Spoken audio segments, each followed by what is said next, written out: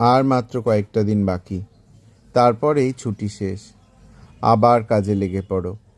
তাই আজকে গিয়েছিলাম দক্ষিণেশ্বরে মা ভবতারিণীর মন্দিরে পুজো দেওয়ার জন্যে। দক্ষিণেশ্বর থেকে স্কাইওয়াক ধরে সোজা হেঁটে পৌঁছে গেলাম একদম মন্দিরের সামনে। তোমরা অনেকেই হয়তো জানো এই রাস্তাটা।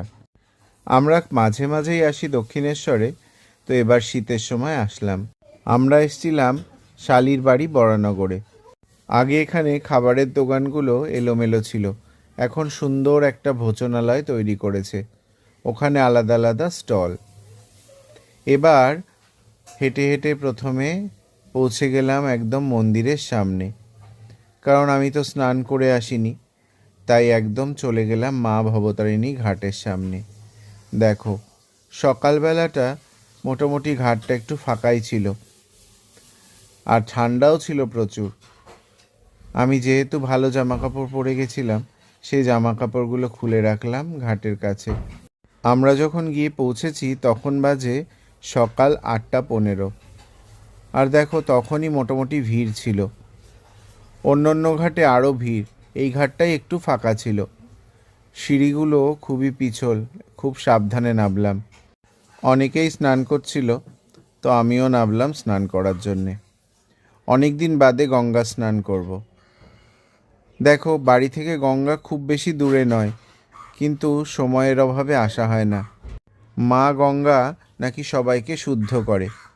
আমি একটা জিনিস মনে করি, নিজের অন্তর যদি শুদ্ধ না হয়, কেউ কখনোই কাউকে শুদ্ধ করতে পারে না।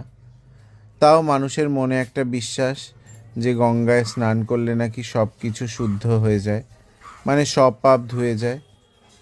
কিন্তু এই কথাটার আমি ঘোর বিরোধী। কখনো একটা মানুষ পাপ কাজ করে এসে যদি গঙ্গায় স্নান করে নেয়, তবে কি তার পাপটা পুণ্যতে পরিণত হয়? এটা তোমাদের কাছে আমার প্রশ্ন থাকলো।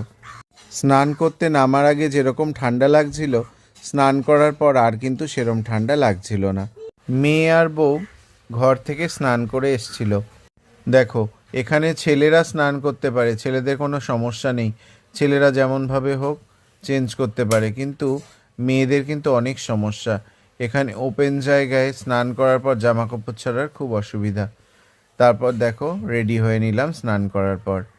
এরপর ডালা আর্কেড থেকে ডালা কিনে নিলাম 22 নম্বর স্টল থেকে। ভেতরের ছবি তোমাদেরকে আর দেখাতে পারবো না, কারণ ভেতরে ফোন টোন অ্যালাউ নেই। তোমরা এসে মায়ের দর্শন কিন্তু অবশ্যই করে যেও।